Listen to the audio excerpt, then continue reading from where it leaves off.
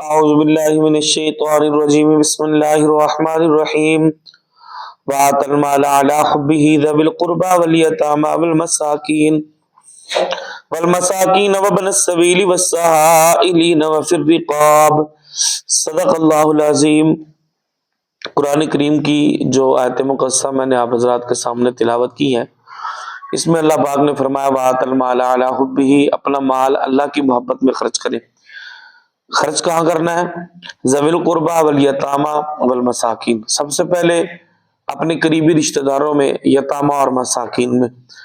قریبی رشتہ داروں میں سے ہمارے ہاں ہمارے سماج میں یہ ایک رواج ہے کہ لوگ، جس طرح میں نے کل عرض کیا تھا کہ لوگ پہلا نمبر تو اللہ کے نام پہ خرچ ہی نہیں کرتے، خرچ کرنے کی توفیق ہی نہیں ہوتی۔ حالانکہ اللہ پاک نے کچھ قانون بنائے ہیں۔ قانون کیا ہے؟ تاجر کے لیے وہ ہے کہ آپ سال بعد زکوٰۃ دیں 2.5%، اور ذمہ دار کے لیے ہے کہ آپ اپنی فصل کا عشر نکالیں 20واں حصہ۔ جتنی زمین سے اوسط آپ کی نکلے، آپ اس کا 20واں حصہ اللہ کے نام پہ دے دیں۔ ہمارے ہاں جو ذمہ دار ہیں پہلا نمبر وہ عشر نہیں دیتے۔ میں نے جو تحقیق کی ہے، میری ناقص معلومات کے مطابق 95% لوگ ایسے ہیں جو نہ زکوٰۃ دیتے ہیں نہ عشر دیتے ہیں، اور اگر کوئی عشر دیتا بھی ہے تو صرف گندم کی فصل کا عشر دیتا ہے، وہ بھی اپنے خرچے نکال کر، سب کچھ نکال کے، جو گندم بچے گی اس کا نصاب بنا کے وہ عشر دے دے گا۔ حالانکہ ایسا نہیں ہے، آپ اپنی پوری فصل میں سے عشر نکالیں، جتنی اللہ کی زمین پر آپ کو پیداوار ہوئی ہے آپ اس کی نکالیں۔ پھر اس طرح کپاس کی فصل ہے، اس طرح دھان کی فصل ہے، دیگر آپ کی فصلیں، آلو کی فصل ہے، مکی کی فصل ہے، آپ اللہ کے قانون کے مطابق 20واں حصہ اس کا عشر نکال دیں۔ اسی طرح صاحب نصاب آدمی کے لیے، اس کے پاس زیورات پڑے ہیں، سال بعد اس کی زکوٰۃ نکالے۔ اس کے پاس کاروبار کے لیے اتنے مویشی ہیں، اس کی زکوٰۃ نکالے۔ اس کے بعد جناب کوئی پراپرٹی پڑی ہے اور بیچنے کے لیے پڑی ہے، اس کی زکوٰۃ نکالے۔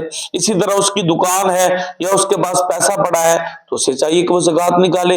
اب کیا ہے، ایک بندے کے پاس 1 کروڑ روپے کی مالیت ہے، سال بعد اللہ نے 2.5 لاکھ روپے کہا نا، 2.5%، 2.5 لاکھ روپے، لیکن دینے کو دل نہیں کرتا۔ ایک دانہ پھینک کے آتا ہے، ایک دانے کے بدلے اللہ 20 دانے دے رہا ہے۔ ایک من، ایک کیارے کے اندر، 1 ایکڑ کے اندر من یا 2 من ہم بیج ڈالتے ہیں، اور اللہ تبارک و تعالیٰ 60 70 من 80 من عطا فرماتے ہیں، دیتے اللہ پاک ہے۔ جب اللہ پاک دے رہے ہیں تو اللہ کا حصہ جو ہے وہ نکال دینا چاہیے، 20واں حصہ اپنے عشر کا، لیکن دل نہیں کرتا۔ اور دوسری بات یہ ہے کہ اللہ نے جو حکم دیا ہے، اگر کسی کو زکوٰۃ کے بارے میں کہا جائے نا کہ یار زکوٰۃ فلاں جگہ پہ دو، وہ کہتا وہ لاہور میں میرا ایک رشتہ دار تھا، میں نے اسے زکوٰۃ دے دی۔ آپ اپنے رشتہ داروں کو دے، کوئی نہیں منع کرتا۔ وہ فلاں جگہ سے آیا تھا، اسے دی۔ بھئی آپ نے پہلے اپنے محلے میں دیکھا کہ مستحق لوگ محلے میں بھی ہیں، مستحق لوگ گلی میں بھی ہیں۔ میرے ساتھ والا جو پڑوسی ہے، کیا اس کے گھر میں بھی ہے کچھ؟ ایک بھائی کے گھر میں سب کچھ ہے، دنیا کی تمام تر نعمتیں ہیں، دوسرا بھائی وہ کمزور ہے، اس کے گھر میں آٹا نہیں ہے، اس کے بچوں کے پاس دوائی کے پیسے نہیں ہیں، کپڑوں کے پیسے نہیں ہیں۔ کبھی میں نے اور آپ نے غور کیا؟ اللہ نے تو فرمایا لن تنالوا البر حتی تنفقوا مما تحبون، کہ پسندیدہ چیز اللہ کے نام پہ دو۔ ہم نے پسندیدہ یار کیا دینی، ہم تو ویسے ہی نہیں دیتے ہی نہیں۔ لوگ ناراض ہو جاتے ہیں ہماری باتوں پر، حقیقت یہی ہے۔ جس کے پاس پورا سال پیسے پڑے رہیں گے، رمضان قریب آئے گا تو وہ نکال کے پلاٹ ڈالے گا، زکوٰۃ نہ دینی پڑے، ڈنڈی ماریں گے نا، زکوٰۃ نہ دینی پڑے۔ جن گھروں میں کئی تولے زیور پڑا ہے، وہ زکوٰۃ دینے کے لیے تیار نہیں، کہتے ہیں زکوٰۃ ہے، میں تو مقروض ہوں جی، میرے پاس پیسے نہیں ہے۔ اسی طرح جو تاجر ہے، اللہ ماشاء اللہ، اگر کسی پہ اللہ کا فضل ہو جائے وہ زکوٰۃ دے گا، ورنہ زکوٰۃ دیتے ہی نہیں۔ تھوڑی بہت زکوٰۃ دے دی، رمضان میں چندے غریبوں کو پیسے دے دیے، کسی مسجد مدرسے میں دے دی، اس کے بعد چھٹی۔